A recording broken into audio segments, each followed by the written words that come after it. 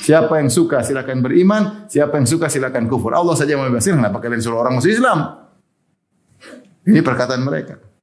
Padahal setelahnya Allah berfirman, "Inna a'tadna lidh-dhalimina naran ahata bihim suradiquha." Kata Allah, silakan kafir tapi ingat kami siapkan neraka yang apinya akan mengepung. Itu namanya ancaman, bukan monggo persilahkan.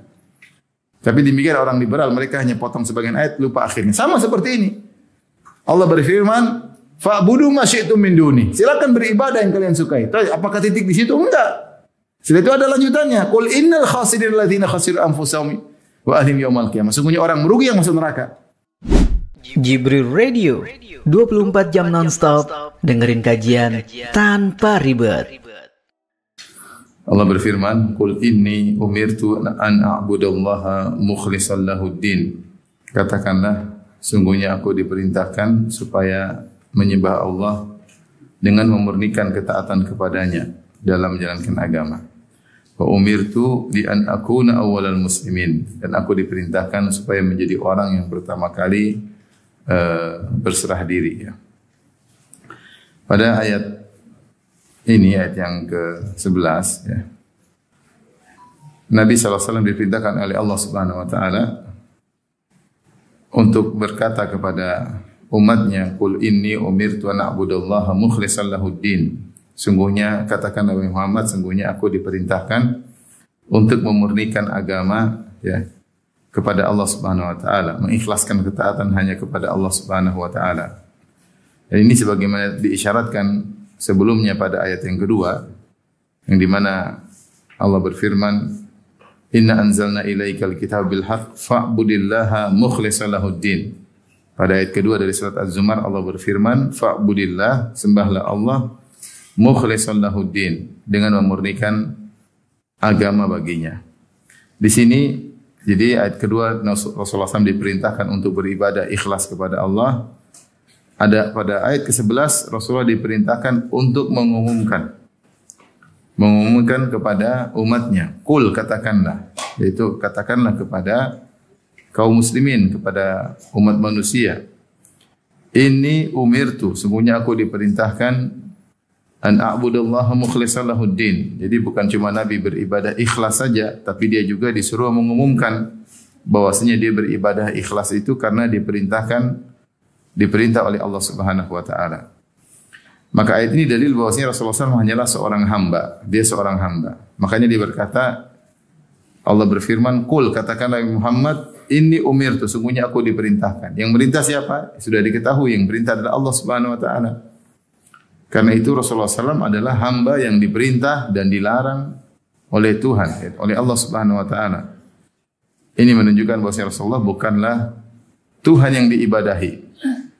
Bukanlah Tuhan yang diibadahi, tapi dia adalah seorang hamba. Dan sudah pernah kita sampaikan bahwa Rasulullah SAW dipuji oleh Allah dengan dua sisi. Pertama, dia seorang Rasul. Yang kedua, dia seorang hamba. Dia seorang Rasul adalah seorang yang amanah, yang membawa pesan-pesan, risalah-risalah dari Allah Subhanahu wa taala yang diturunkan kepada Nabi sallallahu alaihi wasallam, Al-Qur'anul Karim, diberi wahyu dan beliau dijaga oleh Allah Subhanahu wa taala. Ini sisi pertama, dipuji sebagai seorang rasul. Dan yang kedua, beliau dipuji sebagai seorang hamba, seperti dalam firman-Nya, "Subhanalladzi asra bi 'abdihi." Maha suci Allah yang telah memperjalankan hambanya, itu ketika Isra Mi'raj. Sini Allah mengatakan asra bi 'abdihi. Karena Rasulullah SAW adalah orang yang paling kuat beribadah, orang yang paling tulus, orang yang paling ikhlas, orang yang paling sabar dalam menjalankan ibadah kepada Allah Subhanahu wa taala. Maka ketika sebagian orang mengangkat derajat Nabi lebih daripada derajat hamba sampai pada derajat ketuhanan, diibadahi, berdoa kepadanya, ini sebenarnya mencoreng Nabi sallallahu alaihi wasallam. Karena Nabi bukan Tuhan. Nabi itu diperintah. Dia juga ibadah. Makanya dalam hadis ketika Rasulullah SAW perang Badar, kemudian ketika itu jumlah tunggangan terbatas, maka satu tunggangan ditunggangi oleh 3 orang. Satu onta ditunggangi oleh Nabi SAW, oleh Ali bin Abi Thalib, kemudian oleh salah seorang yang lain, 3 orang. Akhirnya karena 3 orang ini gantian, nanti satu orang naik onta, 2 orang jalan kaki, gantian lagi satu orang naik onta, 2 orang jalan kaki. Akhirnya mereka enggak enak sama Nabi, kata mereka, ya Rasulullah, Anda aja naik onta terus, kita nanti bagian Anda jatah jalan kaki kami yang gantikan. Ya. Maka Rasulullah menegur mereka. Rasulullah SAW berkata, lastuma aqwa minni wa lastuma ahwaja ilal ajr minni, atau kama qala Nabi sallallahu alaihi wasallam. Kata Rasulullah SAW, kalian berdua tidak lebih kuat dari saya, dan kalian berdua tidak lebih butuh kepada pahala daripada saya. Saya juga butuh pahala. Saya juga butuh pahala. Makanya Nabi SAW tidak mau naik onta terus, Nabi jalan kaki, bergantian sama mereka. Artinya Rasulullah SAW orang yang sangat kuat ibadah. Makanya ketika Nabi SAW juga ketika akan berhijrah, maka Abu Bakar As-Siddiq menghadiahkan onta kepada Nabi SAW untuk digunakan hijrah. Nabi mengatakan enggak, kata Rasulullah SAW, illa bisaman, saya tidak mau ambil kecuali saya bayar. Kenapa? Rasulullah SAW juga ingin bersedekah. Dikasih gratis, Rasulullah enggak mau, saya mau bayar. Karena Rasulullah tahu hijrah adalah ibadah yang agung. Maka dia ingin juga ada biaya dari dirinya. Maka dia bayar kepada Abu Bakar, beli onta untuk berhijrah. Demikian juga dalam riwayat yang sahih bahwasanya Rasulullah SAW ketika tiba di kota Madinah, Rasulullah ingin bangun Masjid Nabawi. Maka masjid tanah areal tersebut dimiliki oleh dua orang anak yatim. Kedua orang anak yatim ini ingin menghadiahkan kepada Nabi. Nabi enggak mau, Nabi beli. Maksud saya Rasulullah SAW itu adalah seorang yang sangat ahli ibadah luar biasa. Dia bukan hanya sebagai seorang Rasul, dia juga seorang ahli yang sangat ahli ibadah, kuat dalam peribadatan, dan Allah memuji dia sebagai seorang hamba. Sebagai seorang hamba. Makanya para Nabi dan Rasul dipuji sebagai Rasul, sebagai hamba. Seperti Isa, Abdullahi wa Rasuluh. Isa adalah hamba Allah dan Rasulnya. Maka kalau ada orang mengangkat derajat seorang Nabi berlebihan, sampai diibadahi, bertawakal kepadanya, memohon kepadanya, ya, beristighatsah kepada Rasulullah sudah jadi mayat misalnya. Ini semua mengeluarkan derajat Nabi dari derajat hamba menjadi derajat Tuhan. Ya. Padahal Nabi SAW adalah seorang hamba, dan bukti dia menjadi hamba sangatlah banyak. Di antara bukti dia adalah seorang hamba adalah dia beribadah kepada Allah Subhanahu wa taala. Makanya di antara mukjizat Nabi Isa alaihissalam ketika masih kecil digendong adalah dia bisa berbicara masih kecil. Dan ketika dia berbicara dia mengatakan, Inni Abdullah, aku adalah hamba Allah. Aku adalah hamba Allah. Atani al-kitaba wa ja'alani nabiyya. Allah menjadikan aku nabi, Allah memberikan aku Injil. Ya. Kemudian waj'alni mubarakan aina ma kuntu. Allah jadikan aku berkah di manapun aku berada. Wa awsani bis salati waz zakat. Allah perintahkan aku untuk salat. Waz zakat, ada yang mengartikan untuk mensucikan diriku, yaitu untuk beribadah kepada Allah. Jadi para nabi dan rasul mereka adalah para hamba-hamba Allah, yaitu hamba-hamba pilihan. Maka di sini Allah menyuruh Nabi untuk menjelaskan kepada umat manusia bahwasanya beliau adalah seorang hamba. Makanya Allah berkata, "Qul, katakanlah wahai Muhammad, inni umirtu, aku diperintahkan." Jadi aku ini ada yang merintah, yaitu Allah Subhanahu wa taala. Buat apa? An a'budallah, agar aku beribadah kepada Allah. Mukhlishan lahuddin, dalam kondisi memurnikan ketaatan hanya untuk Allah Subhanahu wa taala. Jadi Rasulullah SAW diperintahkan beribadah untuk ikhlas, maka kita umatnya pun demikian. Sebagian ahli tafsir menafsirkan ad-din dengan ad-din secara bahasa bisa maknanya amal, bisa maknanya balasan. Al-jaza, seperti firman Allah, Maliki yaumiddin. Maliki yaumiddin. Maksudnya penguasa hari pembalasan. Karena ad-din secara bahasa maknanya juga adalah apa? Pembahasan. Ya. Sebagaimana dikatakan kama tadin tudan, sebagaimana kau berbuat maka kau akan dibalas. Ya. Jadi ad-din maknanya adalah balasan. Sehingga para ulama mengatakan, sebagian ahli tafsir mengatakan, kalau seorang beramal soleh, hendaknya dia berniat untuk dibalas oleh Allah Subhanahu wa taala. Itu ihtisab. Ihtisab, berharap agar diberi ganjaran oleh Allah Subhanahu wa taala. Makanya seperti sabda Nabi SAW, man shoma ramadhana imanan wa ihtisaban. Siapa yang puasa Ramadan karena iman kepada Allah, bahwa ini perintah Allah, wa ihtisaban, karena berharap pahala. Karena berharap balasan dari Allah Subhanahu wa taala. Maka ini memang dianjurkan. Ya. Jangan seperti perkataan sebagian orang sufi, beramal jangan berharap pahala. Salah. Allah suruh kita berharap apa? Pahala. Nabi suruh kita berharap pahala. Ya, kita berharap pahala sehingga kita tidak memikirkan duniawi, tapi kita mencari pahala di akhirat. Karena godaan duniawi ini banyak ketika kita melakukan amal soleh, banyak godaan, ingin dipuji, ingin disanjung, ingin dibalas jasanya dan macam. Kita enggak, kita ihtisab. Makanya dalam hadis kata Rasulullah SAW, la ajra illa an hisbah. Tidak ada pahala kecuali dengan ihtisab. Amal apapun kita berusaha mencari pahala di sisi Allah Subhanahu wa taala, dan itu memotivasi kita untuk beramal saleh. Maka di sini ada yang menafsirkan mukhlishan lahuddin, untuk Allah perintahkan aku untuk beribadah kepada Allah dengan ikhlas, dengan memurnikan ketaatan, yaitu ketika aku beribadah hanya berharap pahala kepada Allah, ikhlas, dan berharap pahala kepada Allah itulah ikhlas. Tidak mengharap duniawi. Ya, bukan seperti diartikan sebagian orang ikhlas itu tidak berharap apa-apa, itu salah. Ikhlas itu kau beribadah hanya kepada Allah dengan mengharap ganjaran dari siapa? Allah. Makanya di antara ganjaran dari Allah adalah ingin melihat wajah Allah, karena melihat wajah Allah adalah kenikmatan yang luar biasa. Makanya Allah mengatakan dalam ayat misalnya illa btigha'a wajhi rabbihil a'la. Tidak lain dia beramal kecuali karena berharap wajah Allah. Berharap wajah Allah itu di antara tafsirannya agar bisa melihat wajah Allah pada hari kiamat, karena melihat wajah Allah adalah puncak kenikmatan, itu salah satu balasan. Dan di antara doa Nabi sallallahu alaihi wasallam, as'aluka ladzatan nadhari ila wajhik.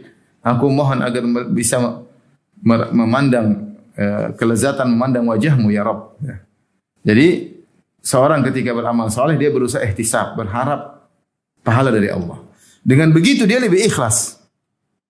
Karena saya katakan tadi godaan duniawi agar kita disanjung, agar kita dihormati, agar kita diakui atau dibalas budi suatu saat, balas budi duniawi, ini semua mencoreng kemurnian ibadah kita.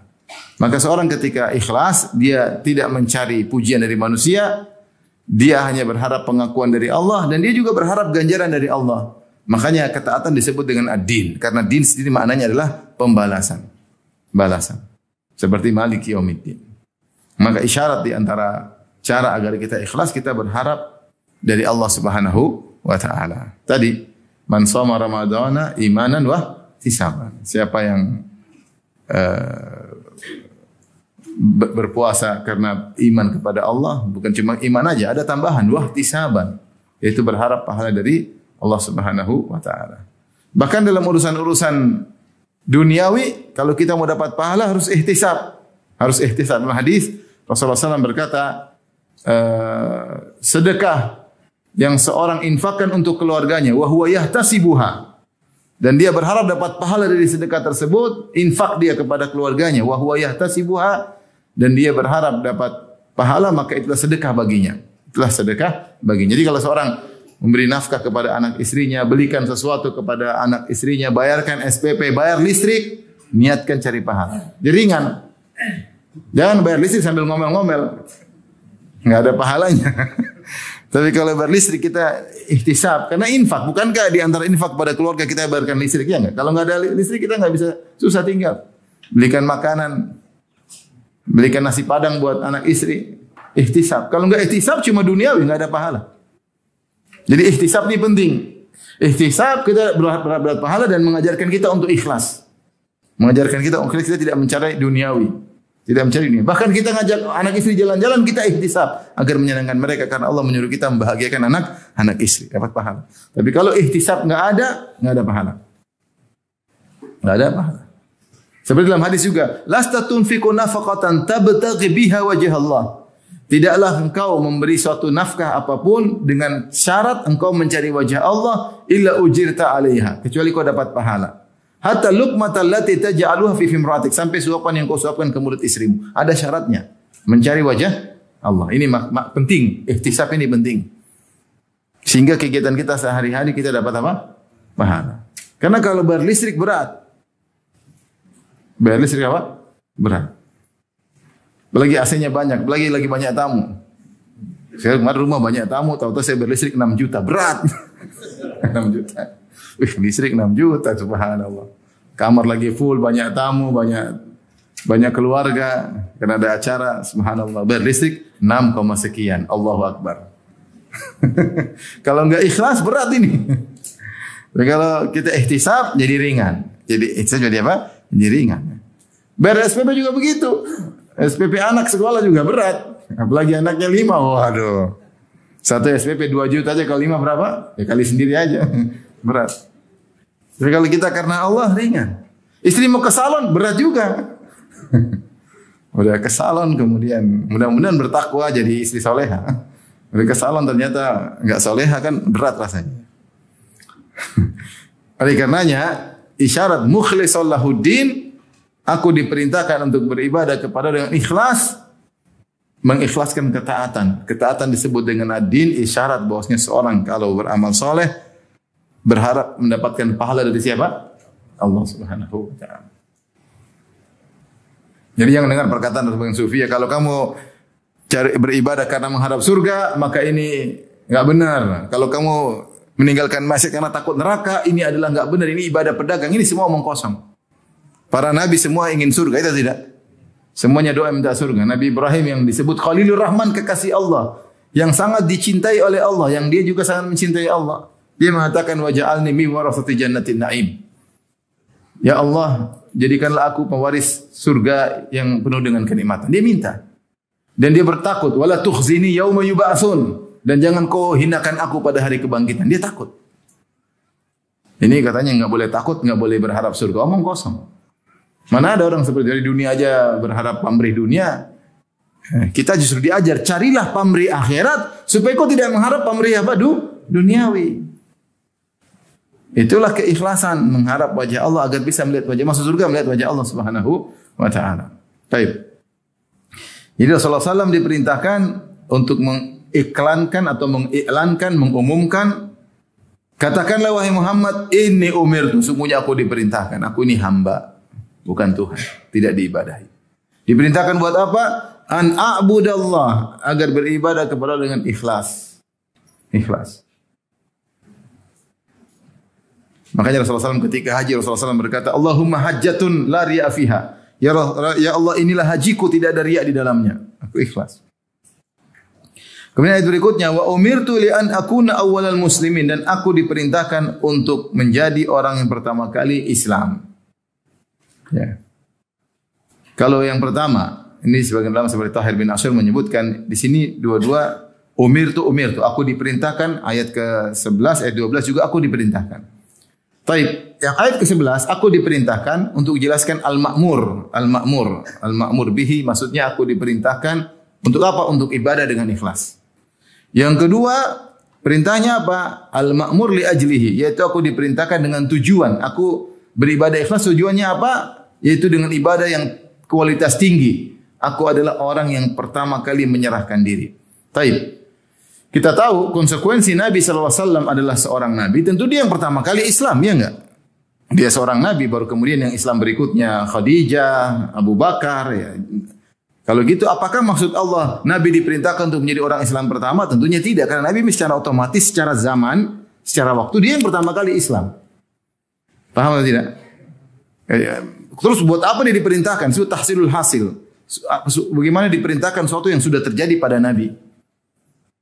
Jadi untuk mengartikan dan aku diperintahkan untuk menjadi orang pertama kali masuk Islam, ini kurang pas maknanya secara makna. Oleh karenanya ditafsirkan oleh sebagian ulama, ini maksudnya bukan untuk menjadi orang pertama Islam, tetapi maksudnya secara kualitas, bahwasanya aku harus menjadi orang yang paling top dalam peribadatan. Maksudnya demikian. Nomor 1 dalam peribadatan, bukan nomor 1 secara zaman. Karena secara zaman memang Nabi ya otomatis pertama kali masuk Islam karena dia Nabi. Umatnya belakangan. Paham maksud saya? Jadi bukan maksudnya wa umirtu li an akuna awwalul muslimin, aku diperintahkan menjadi orang yang pertama masuk Islam, bukan begitu maksudnya. Karena Nabi memang orang pertama masuk apa? Islam. Tapi maksudnya orang yang paling pertama dalam kualitas apa? Ibadah, kualitas Islam. Itu maksudnya. Kualitas Islam, ya. Oleh karena sebagian ulama berkata ini dalil bahwasanya Rasulullah adalah Rasul terbaik karena Allah merintahkan Nabi untuk menjadi orang pertama dalam kaum muslimin, dan kaum muslimin mencakup bukan cuma umat Nabi Muhammad SAW. Seluruh nabi-nabi juga dulu di atas agama apa? Islam. Sehingga Nabi harus menjadi nomor 1 dan dia adalah Rasul terbaik. Rasul terbaik dari seluruh para Rasul. Dia Sayyidul Mursalin, pemimpin para Rasul. Makanya Rasulullah SAW berkata, Ana sayyidu waladi Adam yaumal qiyamati wala fakhar. Aku adalah pemimpin seluruh anak Adam pada hari kiamat dan aku tidak sombong.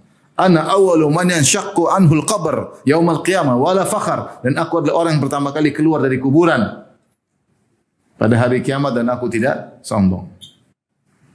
Ya, bukan keluar sekarang kemudian goyang-goyang. Aku adalah orang yang pertama kali keluar pada hari kiamat kelak dari kuburan dan aku tidak apa? Tidak sombong. Jadi makanya Nabi SAW berkata, "Fa'ana atqakum lillah wa akhsyakum wa a'lakum billah, a'lamukum billah." Aku adalah orang yang paling bertakwa kepada Allah, aku yang paling khusyuk kepada Allah dan aku orang yang paling tahu daripada kalian tentang Allah.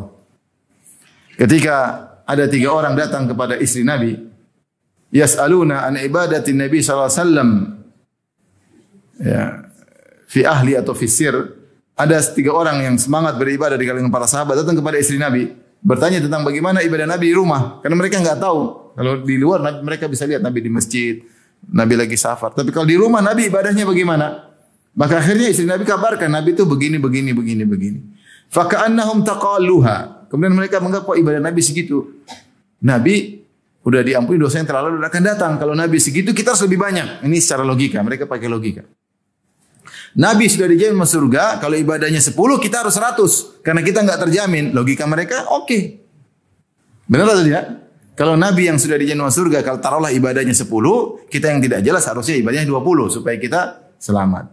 Akhirnya mereka berkata salah satunya, "Inni la asum wa la uftir." Saya akan puasa terus dan tidak pernah berbuka, tiap hari puasa. Yang satu berkata, "Sa usolli wa la anam." Saya akan salat malam semalam suntuk, saya tidak tidur. Yang satu berkata lebih canggih lagi, "Saat di Indonesia saya enggak mau nikah sama perempuan. Perempuan bikin masalah ya. Mengganggu ibadah." Sudah, saya enggak mau nikah. Subhanallah, Rasulullah SAW kemudian sampai kepada Nabi. Nabi marah. "Antumul ladzina qultum kadza wa kadza." Kalian yang ngomong begini. "Fa inni atqakum lillah." Saya yang paling bertakwa kepada Allah. Saya yang paling bisa beribadah kepada Allah. Saya yang paling ngerti tentang keinginan Allah. Tetapi usolli wa anam. Saya salat tapi saya juga tidur. Yang terbaik begitu, tidur salat, bukan salat semalam suntuk, bukan begitu. Ya. Karena Rasulullah mencontohkan yang terbaik. Usolli wa anam. Wa asum wa uftir. Saya berpuasa dan saya berbuka. Puasa terus bukan baik, tidak baik, salah. Yang terbaik itu berpuasa. Wa tazawwajun nisa, dan yang terbaik bukan ninggalin para wanita, justru menikahi para wanita. Dan karena apa? Karena saya lebih ngerti. Karena di balik pernikahan banyak sekali ibadah yang bisa dilakukan, banyak sekali maslahat. Makanya Nabi membuka dengan perkataan, "Fa inni atqakum lillah." Saya adalah yang paling bertakwa di antara kalian. Maka ini dalil bahwasanya Rasulullah SAW, ya, ketika beribadah maka dia beribadah yang terbaik. Tidak ada yang bisa menyamai Nabi Sallallahu Alaihi Wasallam. Kalau kita baca akhlak Nabi luar biasa. Salat malam sampai kaki bengkak-bengkak, subhanallah. Bayangkan Rasulullah SAW kemudian ada yang ikut di belakang, kalau nggak salah Hudzaifah. Rakaat pertama Rasulullah SAW baca surat Al-Baqarah. Subhanallah, salat malam. So di penghujung kata dia, alhamdulillah sebentar lagi selesai. Ternyata Rasulullah sambung dengan surat An-Nisa. Waduh. Ya, tunggu lagi, sebentar lagi selesai. Sudah mau selesai, ternyata Rasulullah sambung dengan surat Ali Imran. Waduh. Kita menyesal kalau kita nyesal ikut di belakang. Mau ninggalin gak enak ya. Maksud saya luar biasa, Rasulullah kuat. Sampai hatta tatafattar qadama, sampai kedua kaki beliau pecah-pecah. Sallallahu alaihi wasallam. Bayangkan ketika perang Badar, semua orang tidur, Rasulullah berdoa, salat dan berdoa kepada Allah agar menyelamatkan kaum muslimin dalam perang Badar. Luar biasa. Jadi Rasulullah adalah orang yang paling kuat beribadah. Kalau sedekah jangan tanya. La yaruddu sa'ilan. Rasulullah SAW tidak pernah menolak ada yang minta sama dia. Kalau ada yang minta dia pasti kasih. Apapun yang dia miliki kalau dimintai pasti kasih. Enggak ada ragu-ragu. Mau ambil. Enggak ada marah-marah sama sekali. Rasulullah kasih. Jadi Rasulullah adalah manusia terbaik yang paling kuat ibadahnya, yang terbaik dalam beribadah kepada Allah Subhanahu wa taala. Makanya Rasulullah disuruh menjelaskan, wa umirtu an akuna awwalal muslimin, dan aku diperintahkan oleh Allah untuk menjadi orang pertama di antara kaum muslimin, maksudnya yang kualitasnya nomor satu. Paham ya? Paham. Ini tafsir yang lebih tepat, Allah alam bisa. Adapun kalau ditafsirkan untuk menjadi orang pertama Islam, ya tahsilul hasil ya Rasulullah memang pasti jadi pertama karena dia seorang adalah nabi pasti yang pertama baru kemudian pengikutnya. Kemudian Rasulullah diperintahkan lagi untuk mengumumkan kepada umatnya, "Qul inni akhafu in asaitu rabbi adzab yaumin azim." Katakanlah, sungguhnya aku ini sangat takut jika aku bermaksiat kepada Rabbku, aku takut dengan azab di hari yang sangat dahsyat. Itu hari kiamat. Itu hari kiamat. Ini menunjukkan seorang yang semakin bertakwa, dia pasti semakin takut dengan hari kiamat. Seorang yang imannya semakin tinggi, dia tahu detail-detail tentang dahsyatnya hari kiamat, tentu dia semakin takut. Makanya orang kenapa bermaksiat karena takutnya kepada hari kiamat kurang. Keyakinan terhadap hari akhirat kurang. Allah berfirman, "Ya ayuhan nasu taqu rabbakum inna zalzalatas saati syai'un azim." Allah takut-takutin. Kata Allah, wahai manusia sekalian, bertakwalah kepada Rabb kalian, sungguhnya gempa yang terjadi pada hari kiamat, goncangan sangat dahsyat. Allah jelaskan. Idza zulzilatil ardu zilzalah, ketika bumi digoncangkan dengan sedahsyat-dahsyatnya. Wa akhrajatil ardu asqalaha, ketika bumi mengeluarkan isi perutnya, luar biasa. Bumi digoncang, terbelah, kemudian keluar benda-benda dari perut bumi, logam-logam atau yang lainnya, ngeri.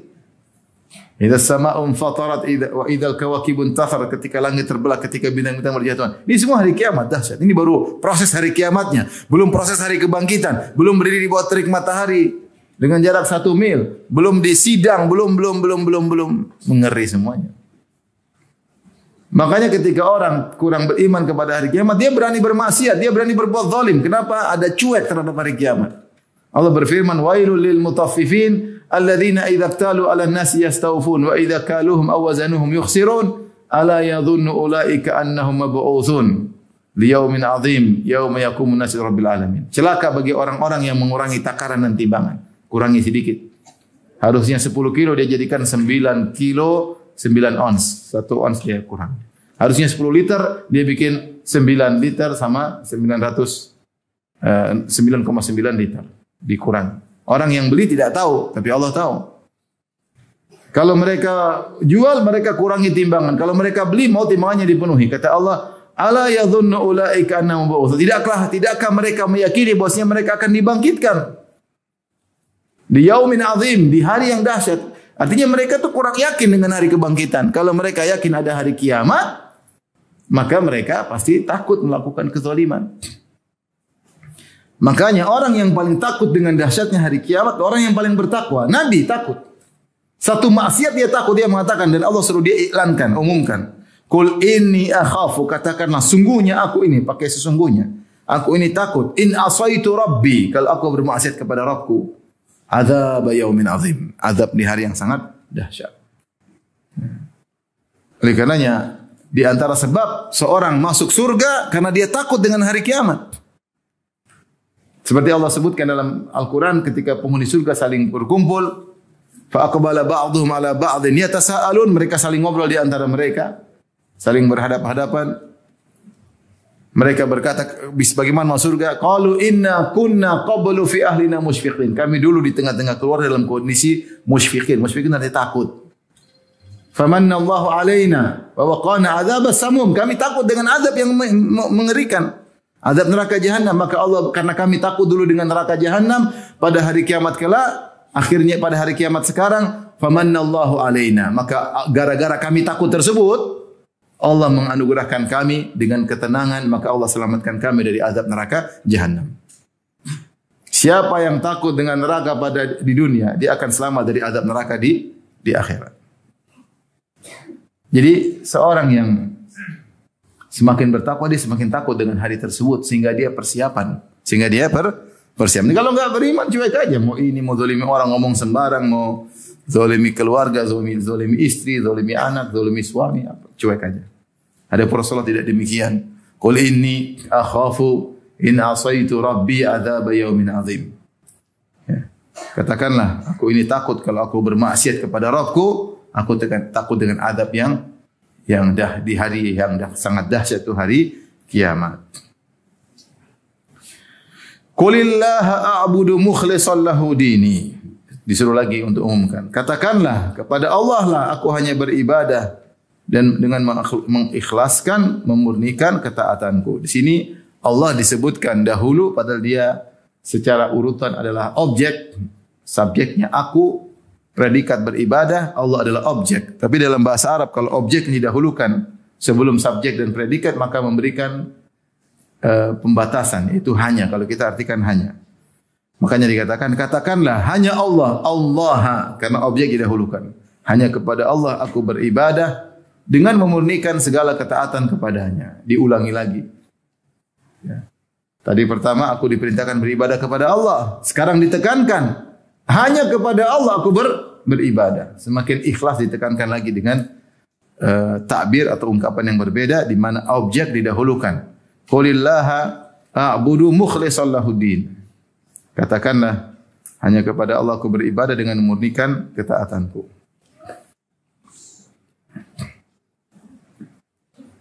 Ayat berikutnya, fa'budu ma syi'tum. Fa'budu ma syi'tum.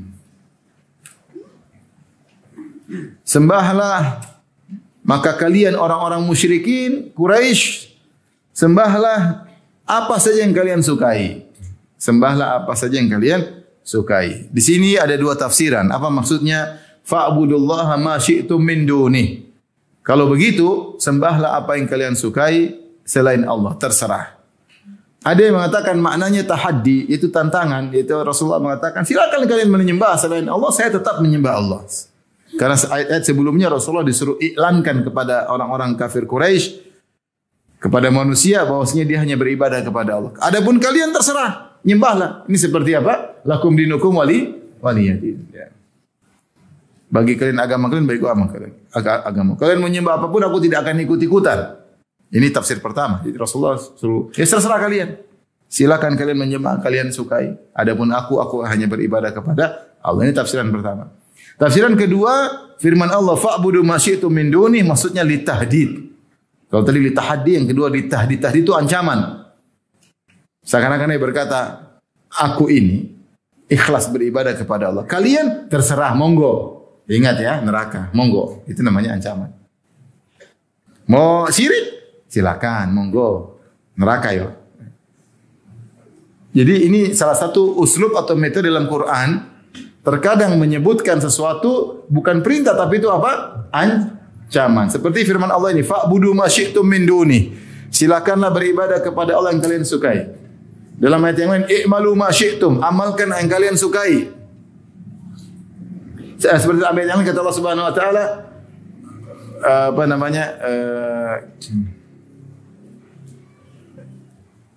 seperti dalam surat dalam surat Al-Kahfi, ya. Siapa yang faman syaa falyu'min wa man syaa falyakfur. Siapa yang suka beriman silakan beriman, siapa yang ingin kufur silakan kufur. Ini semua namanya tahdid, ancaman. Bukan berarti Islam membolehkan kebebasan berkeyakinan, enggak. Kalau Islam membolehkan kebebasan berkeyakinan seperti perkataan orang liberal, yang ngapain diancam dengan neraka? Lihat, saya sering sampai ke orang liberal seperti itu. Mereka ambil potongan, kemudian mereka lupa belakangan. Mereka mengatakan, kita nggak boleh menyampaikan, mengislamkan orang, nggak perlu. Nggak perlu kita mengislamkan orang, kata mereka. Karena keyakinan adalah suatu privasi yang paling utama. Kalau privasi lain kita nggak boleh ganggu, privasi rumah tangga orang, apalagi privasi keyakinan. Maka tidak perlu mengislamin orang. Wong Allah saja tidak paksa. Allah mengatakan, faman syaa falyu'min wa man syaa falyakfur. Siapa yang suka silakan beriman, siapa yang suka silakan kufur. Allah saja membebaskan, kenapa kalian suruh orang masuk Islam? Ini perkataan mereka. Padahal setelahnya Allah berfirman, inna a'tadna lidh-dhalimina naran ahata bihim suradiquha. Kata Allah, silakan kafir tapi ingat kami siapkan neraka yang apinya akan mengepung. Itu namanya ancaman, bukan monggo persilahkan. Tapi demikian orang liberal, mereka hanya potong sebagian ayat, lupa akhirnya. Sama seperti ini. Allah berfirman, fa'budu ma syi'tum min duni. Silakan beribadah yang kalian sukai. Apakah titik di situ? Enggak. Setelah itu ada lanjutannya. Qul innal khasirin alladziina khasiru anfusahum wa ahlihim yaumal qiyamah. Sungguhnya orang merugi yang masuk neraka. Berarti ini ancaman. Berarti ini adalah apaan? Ancaman. Ini saya sering bilang orang liberal ini orang-orang polisi orang paling bodoh ya. Dibodoh-bodohin sama orang-orang kafir. Jadi mereka ini belajar Islam di sana, di luar sana. Setelah belajar di Amerika, di Inggris, dicekokin untuk jadi liberal. Sehingga tidak perlu islamisasi. Sementara orang-orang kafir ada misionaris. Ya. Bodoh nggak ini? Bodoh. Kalau memang tidak ada islamisasi, kenapa Nabi kirim surat ke raja-raja untuk masuk Islam? Nabi kurang kerjaan namanya. Jadi mereka memang dipersiapkan untuk merusak Islam dari dalam. Karena mereka punya gelar doktor, profesor. Dan kita ini Nabi untuk apa? Untuk berjuang menjelaskan Islam. Nabi sampai pergi ke Romawi, ke Persia kirim surat. Untuk apa? Untuk agar Islam tersebar. Nah kalau semuanya benar masuk surga, Nabi kurang kerjaan. Ngapain ngurus Heraklius? Ngapain ngurus raja-raja Kisra dan yang lain? Buktinya mereka juga masuk surga. Ya, kalau orang masuk surga, ngapain kamu pindah? Justru masuk Islam bikin repot. Kalau semua masuk surga, mending kita jadi agama lain, ya enggak? Kalau semua masuk surga, seandainya semua bisa masuk surga, mending kita masuk agama lain. Minum khamr oke, joget-joget oke, dangdutan oke, ibadah sambil musik-musikan oke, ketemu dengan ibadah sambil cantik-cantik kelihatan aurat oke. Enak mana coba? Kalau semua masuk surga, ngapain kita Islam? Suruh puasa, nggak boleh ini, nggak boleh nonton film Korea, repot kan? Kalau semua masuk surga, mending agama lain. Tapi ada tokoh liberal luar biasa, menyerukan semua agama. Ketika putrinya nikah sama orang yang Yahudi, dia marah-marah. Kenapa marah-marah? Harusnya oke-oke aja. Ya kalau kita bilang kalau kamu memang semua agama surga, kamu pindah agama aja, ngapain dakwah di sini? Ngapain Islam susah? Mending kau ke agama lain. Iya tidak? Kalau semua masuk surga, mending ke agama lain. Teler, Homer. Saya naik pesawat begitu, naik pesawat Belanda ya, dari luar negeri. Qadarullah duduk di bisnis kelas. Saya sama istri. Istri saya bercadar, saya pakai baju begini. Pakai baju ustadz maksudnya. Bukan pakai topi begini, enggak. Saya pakai songkok, pakai baju ustadz. Istri saya bercadar masalah. Terus kami kasih minum. Saya sudah model gini masih ditawarin minum. Saya pikir jeruk. Saya tanya ini apa? Wine katanya. Apa ya? Bukan wine, dia bilang apa?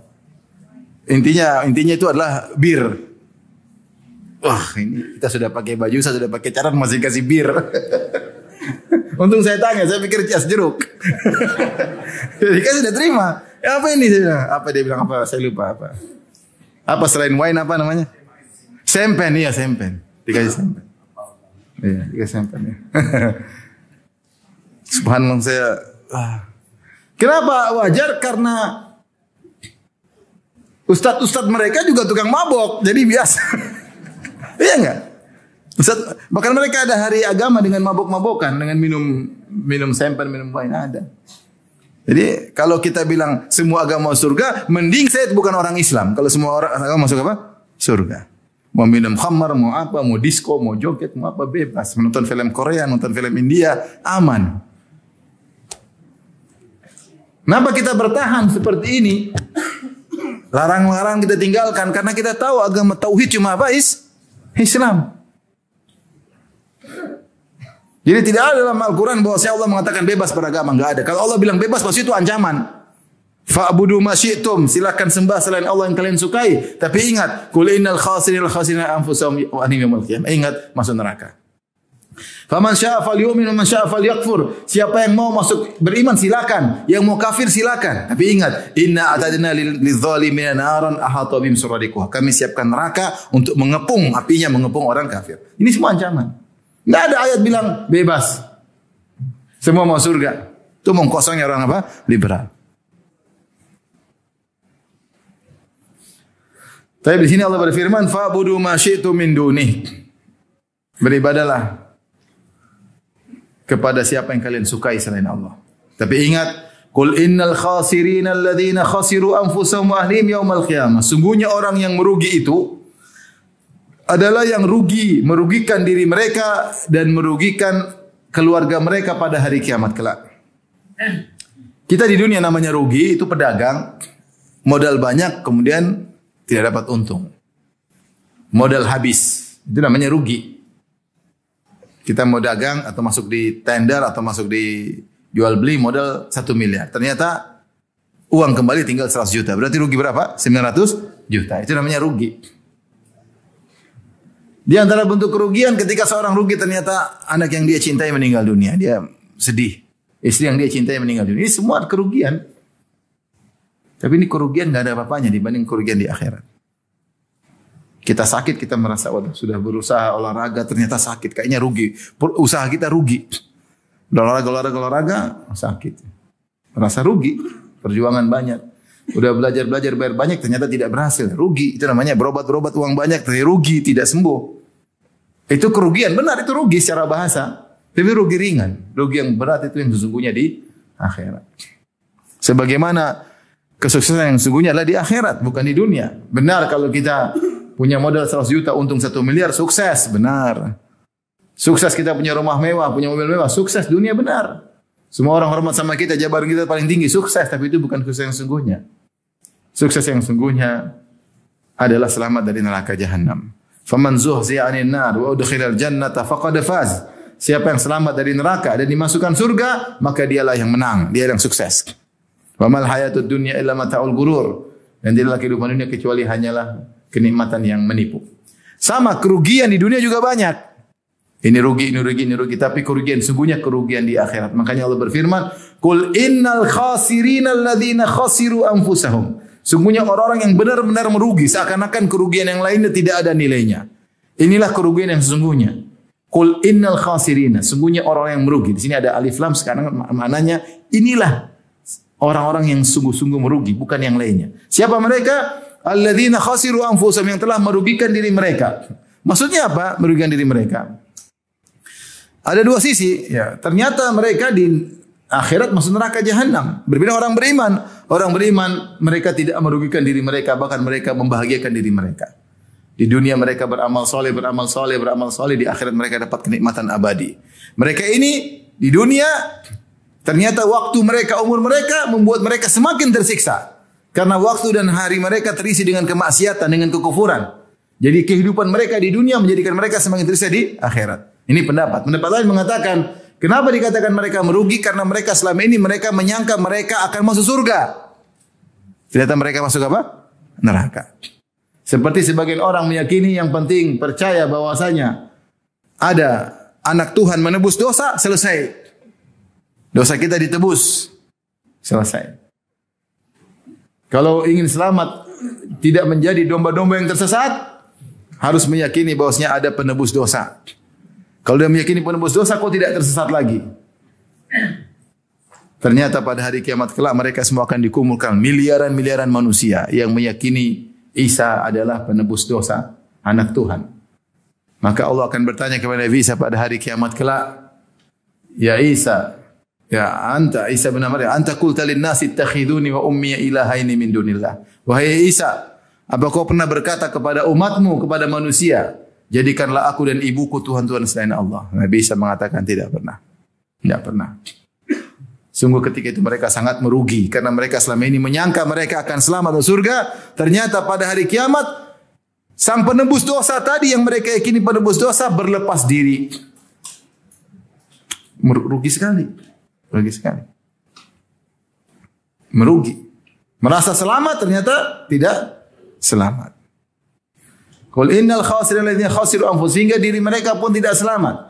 Wa ahlihim yaumal qiyamah, dan juga anak istri mereka pun juga mereka rugi dari mereka. Di sini ada dua pendapat. Ada yang mengatakan kalau anak istri mereka mau surga, sementara mereka masuk neraka, tentu mereka rugi, terpisah, tidak akan pernah bertemu lagi dengan anak istri mereka. Semua kebahagiaan dunia dulu pernah berkumpul karena dia kafir, anak istrinya masuk Islam, maka anak istrinya mau surga, sementara dia sendiri masuk neraka. Atau kalau anak istrinya juga ternyata kafir dan masuk neraka bersama dia, dia pun tidak akan dikumpulkan di neraka. Akan terpisah dan akan semakin menderita. Bahkan saling memaki di antara mereka. Anaknya akan mengatakan, gara-gara kau ayah brengsek aku masuk apa? Neraka. Istrinya pun demikian. Jadi dia tidak akan menemukan kebahagiaan rumah tangga di akhirat. Bahkan di antara tafsir firman Allah, tabbat yada abi lahabi wa tabb ma aghna anhu maluhu wa ma kasaba sayasla naran dzata lahab wa imra'atuhu hammalatal hatab fi jidha hablum min masad. Istrinya Abu Lahab, dia bawa taruh tali di sini, dia bawa apa? Kayu bakar. Ada yang menafsirkan maksudnya pada hari kiamat kelak Abu Lahab yang bakar istrinya. Istrinya datang bawa alat membakar untuk membakar suaminya. Ini rugi punya istri kayak begitu. Rugi enggak? Aduh, Ummu Lahab. Iya. Di antara tafsirannya justru istrinya akan menyerang dia, justru ingin membakar apa? Suaminya, gara-gara ente sih, lu sih. Jadi inilah kerugian yang sesungguhnya pada hari kiamat kelak. Ala dzalika huwal khusranul mubin. Ketahuilah itulah kerugian yang nyata. Ada yang mengatakan Allah tidak menggunakan al-khasaratu. Al-khasaratu masdar, inilah isim masdar lebih kuat. Al-khusran ismul masdar. Ala huwal khusranul mubin. Inilah sesungguhnya kerugian yang nyata. Taib. Kemudian Allah jelaskan di antara bentuk kerugian tersebut, kerugian segala hal. Penderitaan, kesedihan, putus asa, semua berkumpul pada penghuni neraka. Semua berkumpul. Apapun penderitaan yang kita bayangkan, penderitaan fisik maupun penderitaan batin, semuanya terkumpul pada penghuni neraka Jahannam. Di antara bentuk penderitaan tersebut Allah berfirman pada ayat ke-16. Lahum min fawqihim dhulalum minan nari wa min tahtihim dhulal. Bagi mereka lapisan-lapisan dari api neraka dari atas. Wa min tahtihim dhulal, dan lapisan-lapisan neraka dari bawah. Ya. Jadi mereka disiksa dengan lapisan-lapisan api neraka. Jadi bukan satu api, apinya berlapis-lapis. Ya, dhulal, ya. Yauma yakhshahumul adzabu min fawqihim, ya. Hari di mana azab menimpa mereka dari atas dan dari bawah. Jadi dihimpit dengan api atas bawah. Ngeri. Apakah zulal tersebut? Zulal sebenarnya ada yang mengatakan seperti Tahir bin Ashur mengatakan ini ejekan, tahakum, ejekan.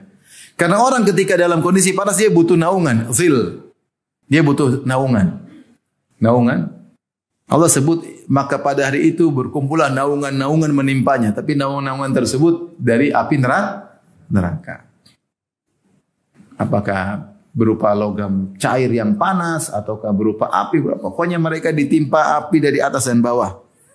Tidak ada kesempatan untuk terlepas. Ngeri. Kalau Abu Talib hanya kakinya kena api.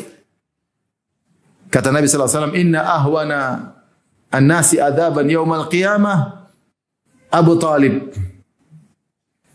Wa huwa yanta'ilu bina'alain minan nar yaghli bihima dimaguhu. Orang yang paling ringan siksaannya pada hari kiamat Abu Talib, yaitu cuma kakinya saja dia memakai sendal dari api. Jadi mata kakinya tidak kena api, yang kena apinya cuma apa? Sendalnya aja, sendal. Jadi cuma bagian bawah kaki. Tetapi itu membuat otaknya mendidih. Gimana lagi dengan api yang atas bawah ngepung. Ngeri. Dan ngepung dan dibakar dan tidak mati-mati. Waliyahzubillah. Ya.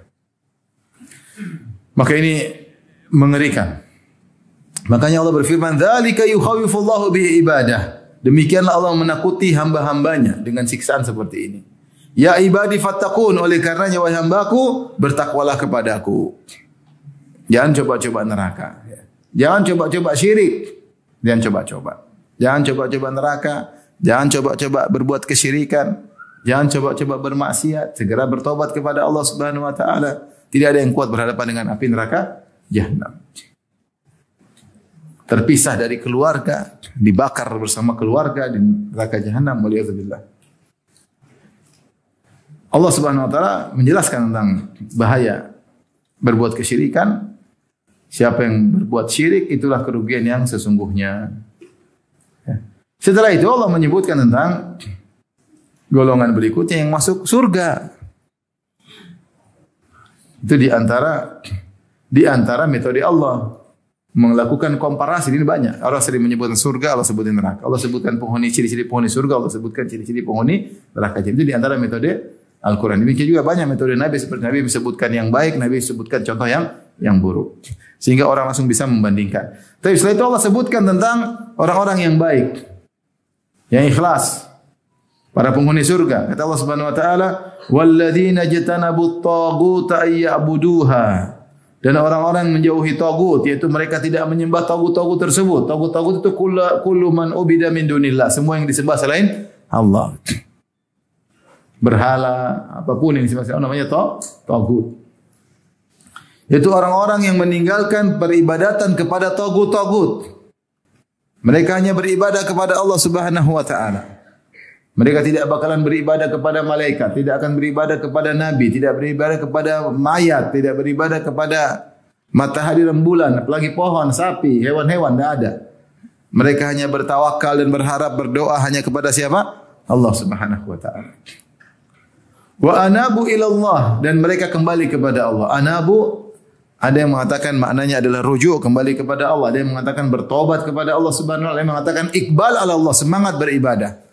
Mereka tidak syirik dan mereka semangat beribadah kepada Allah. Dan mereka selalu kembali kepada Allah. Kalau mereka lakukan kesalahan, selalu bertobat kepada Allah. Apa jawabannya? Lahumul busyra, bagi mereka kabar gembira. Kabar gembira di dunia, kabar gembira di akhirat, kabar gembira ketika sakaratul maut, kabar gembira ketika di alam barzah, kabar gembira ketika di hari kebangkitan. Mereka senantiasa dapat kabar gembira. Busyra yaitu kabar gembira kalau bahasa kita. Di dunia mereka sudah bahagia. Di dunia mereka sudah bahagia. Ada tanda-tanda dari Allah bahwasanya mereka ini penghuni surga. Tanda-tanda, isyarat-isyarat. Mereka bahagia, rajin beribadah, mereka dimudahkan salat, mereka dimudahkan untuk berakhlak mulia, mereka dimudahkan banyak, mereka dimudahkan beramal saleh. Ini tak menunjukkan mereka dimudahkan untuk salat 5 waktu di masjid. Ini semua adalah kabar gembira. Kabar gembira. Mereka dipertemukan dengan bersahabat dengan orang saleh. Ini kabar gembira. Sebenarnya mengatakan kadang mereka mimpi yang baik, kadang orang lain mimpi baik tentang mereka. Ini kabar gembira. Mereka disenangi oleh orang beriman, memuji mereka. Ini kabar gembira. Ketika mau meninggal datang para malaikat memberi kabar gembira. Innal ladzina qalu rabbuna Allah tsumma istaqamu tatanazzalu alaihimul malaikatu alla takhafu wa la tahzanu wa abshiru. Sungguhnya orang-orang yang beriman dan istiqamah ketika mau meninggal datang malaikat berduyung-duyung datang kemudian mengatakan la takhafu, jangan takut, jangan bersedih, wa abshiru, bergembiralah bil jannati allati kuntum tu'adun, dengan surga yang kalian telah dijanjikan kepada kalian. Jadi mau meninggal pun mereka dapat kabar gembira. Ketika mereka meninggal masuk dalam barzah, datang seorang lelaki tampan, aromanya harum, dia bertanya, siapa engkau? Ana amaluka salih fid dunya, saya adalah amal salehmu ketika di dunia. Datang amal saleh dalam bentuk manusia menemani dalam alam barzah, kabar gembira. Dan terus, maka siapa yang tidak syirik dan selalu kembali kepada Allah, lahumul busra. Kata Allah, fabashshir ibad. Kalau begitu berilah kabar gembira kepada hamba-hambaku. Seluruh hamba-hambaku kalau ingin mendapat kabar gembira, maka lakukanlah keikhlasan. Jadi Allah sebutkan di antara sifat mereka, alladzina yastami'una al-qaula fayattabi'una ahsana. Mereka adalah orang-orang yang mendengarkan perkataan. Itu perkataan baik mereka dengar. Al-Quran, wejangan-wejangan, nasihat. Mereka hobi, suka dengan mendengar perkataan. Bukan perkataan buruk. Bukan nyanyian-nyanyian. Bukan musik-musikan. Bukan umpat-umpatan. Ada orang hobi dengar umpat-umpatan. Ada orang hobi dengar maki-makian. Senang. Ada orang hobi dengar berita-berita caci maki. Senang. Saling menjatuhkan. Mereka senang nonton seperti itu. Tidak. Adapun ini, alladzina yastami'una al-qawla. Orang-orang yang mendengarkan perkataan yang baik. Fayattabi'una ahsanah. Kemudian mereka mengikuti yang baik dari perkataan-perkataan tersebut. Itu mereka jalankan, mereka wejangan mereka jalankan, nasihat mereka jalankan. Di sini Allah menggunakan kata yastami'un. Yastami'un itu mendengar dengan seksama. Sebenarnya mengatakan beda dengan yasma'un, beda dengan hanya sekedar mendengar. Istima' itu mendengar dengan seksama, itu fokus.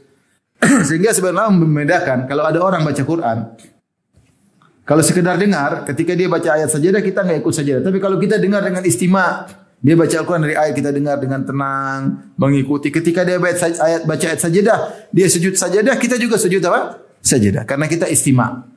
Kalau sekedar lewat lagi naik mobil dengar ajam, tidak. Atau sedang jalan kaki, tapi kalau dia dengar dari awal bacaan surat tersebut. Alif Lam Mim Tanzilul Kitabil la raib, dia dengar terus. Begitu sampai ayat sajadah dia ikut sujud boleh. Karena dia istima', ikut mendengarkan. Tapi kalau hanya dengar tidak. Intinya yang dipuji oleh Allah bukan sekedar mendengar, tapi istima', mendengar dengan baik, mendengar dengan baik. Kata Allah, ulaika alladzina hadallah, mereka itulah orang-orang yang mendapatkan petunjuk. Di sini sebenarnya membahas tentang fayattabi'una ahsana. Mereka ahsana itu isim tafdhil, maknanya mereka mengikuti perkataan yang terbaik. Taib, kalau mengikuti yang baik bukan yang terbaik, karena baik ada dua, ada baik ada yang terbaik. Sebenarnya mengatakan dia berusaha mencari yang terbaik. Kalau nasihat dia berusaha mendengar yang terbaik. Dia berusaha. Kalau ada di antara nasihat ada yang baik, ada yang terbaik, dia berusaha milih yang terbaik. Dia berusaha. Ada yang mengatakan maksudnya ahsana sini bukan berarti yang terbaik, tapi maksudnya yang baik. Karena tidak semua isim tafdhil maknanya adalah yang Seperti firman Allah Subhanahu wa taala tentang Nabi Yusuf. Nabi Yusuf berdoa, "Rabbi sijnu ahabbu ilayya mimma yad'unani ilaihi." Ya Rabbku, penjara lebih aku sukai daripada rayuan mereka. Seakan-akan Yusuf tahu suka juga dengan rayuan, suka juga dengan apa? Penjara. Padahal maksudnya saya suka di penjara bukan berarti saya lebih suka penjara daripada rayuan. Karena kalau perkataan saya lebih suka penjara daripada rayuan, seakan-akan rayuan juga disukai. Paham enggak? Kalau misalnya saya lebih suka madu daripada khamar, seakan-akan saya juga suka apa? Khamar. Tapi terkadang perkataan saya lebih suka madu daripada khamar bukan berarti itu maknanya saya suka khamar, saya suka madu bukan apa? Bukan khamar. Jadi terkadang isim tafdhil tidak diartikan ini terkait bahasa Arab, antum enggak ngerti ya sudahlah dengar aja. Baik, ulaika alladzina hadallah, mereka itulah orang hadahumullah, mereka itulah orang-orang yang diberi petunjuk oleh Allah Subhanahu wa taala. Yes, bukan sekedar petunjuk al-irsyad tapi juga hidayah, yaitu apa namanya? Taufik. Allah sehingga Allah bukakan pintu kebaikan, mereka dengar kebaikan, Allah gerakkan hati mereka untuk mengikutinya. Wa ulaika hum ulul albab, dan mereka adalah orang-orang yang cerdas, yang punya akal. Tapi apakah Abu Jahal, Abu Lahab punya akal? Mereka punya akal. Tapi akal mereka hanya sekedar mengerti, memahami. Kalau mereka seandainya melakukan konsekuensi akal, tentu mereka akan beriman. Tapi mereka sudah paham, hati mereka menolak untuk mengikuti konsekuensi kecerdasan mereka. Ya, kalau orang cerdas ngapain? Kalau orang cerdas ngapain nyembah manusia? Kalau orang cerdas ngapain nyembah patung? Ngapain nyembah matahari? Kalau dia gunakan akal, cuma kecerdasannya terbatas pada wawasan. Konsekuensi dari kecerdasan tidak dilakukan, maka orang seperti ini asalnya tidak bisa dikatakan tidak cerdas. Maksudnya kecerdasan sekedar IQ tidak menjadikan orang mesti beriman. Kenapa? Karena di balik IQ yang cerdas tersebut terkadang ada kesombongan, ada keangkuhan, tidak ada apa macam-macam sehingga menghalangi dia untuk menjalankan konsekuensi kecerdasannya. Tapi orang cerdas sesungguhnya dia hanya olah akalnya sedikit, dia berfikir Allah kasih hidayah, maka dia akan beriman. Itulah mereka yang cerdas, yang bertauhid kepada Allah Subhanahu wa taala. Orang yang tidak bertauhid tidak ada yang cerdas. Meskipun IQ-nya apa? Tinggi, ya. Ini dalil bahwasanya hidayah di tangan siapa? Allah Subhanahu wa taala. Hidayah di tangan Allah Subhanahu wa taala. Seorang berusaha menggunakan akalnya tetap dengan meminta hidayah kepada Allah. Hanya mengandalkan akal terkadang tidak bisa mendapat apa? Hidayah. Dan orang yang mendapat hidayah benar-benar orang yang berakal karena menjalankan konsekuensi dari kecerdasannya yang dibimbing oleh Allah Subhanahu wa taala. Tapi demikian saja Jibril Radio 24 jam nonstop dengerin kajian tanpa ribet.